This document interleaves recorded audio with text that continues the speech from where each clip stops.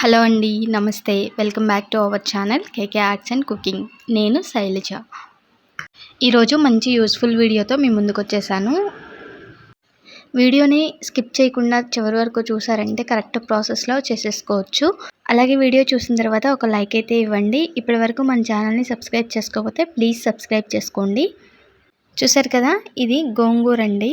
గోంగూర ఎక్కువగా ఉన్నప్పుడు మనం ఒకసారి వండుకోలేం కదండి. అందుకని మనం దీన్ని సంవత్సరం అంతా నిల్వ ఉంచుకొని మనకి పప్పుల్లోకి చట్నీ చేసుకోవడానికి ఏ విధంగా అయినా యూస్ చేసుకోవడానికి చికెన్ మటన్ దేనిలోకైనా యూస్ చేసుకోవడానికి వీలుగా ఈ ప్రాసెస్ చేసి స్టోర్ చేసేసుకోవచ్చు.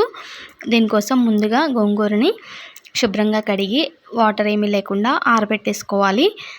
వాటర్ ఏమీ లేకుండా చక్కగా ఆరిన తర్వాత మనం గోంగూరని అయితే ఈ ప్రాసెస్ అయితే చేసుకోవాలి. స్టవ్ మీద కళాయి పెట్టుకొని హీట్ చేసుకోండి. హీట్ అయిన తర్వాత కొద్దిగా వేసుకోండి గోంగూరని.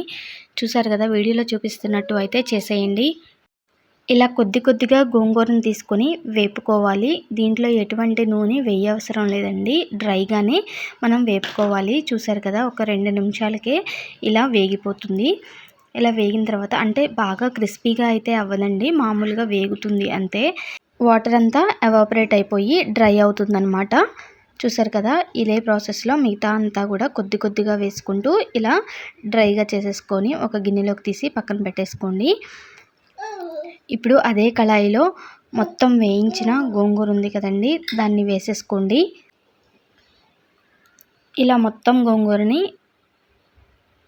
ప్యాన్లో వేసేసుకొని ఒకసారి మొత్తం కలిపేసుకోండి. ఫ్లేమ్ని సిమ్లో ఉంచుకోండి.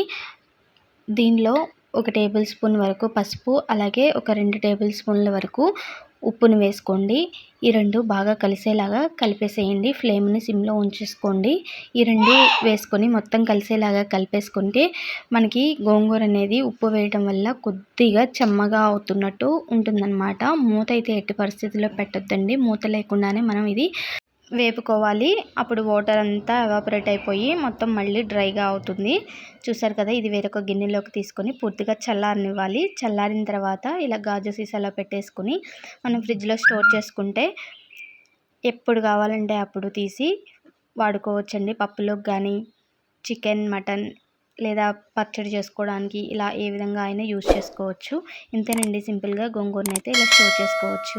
వీడియో నచ్చినట్లయితే లైక్ చేయండి, షేర్ చేయండి, అలాగే సబ్స్క్రైబ్ చేసుకోండి. Thank you for watching.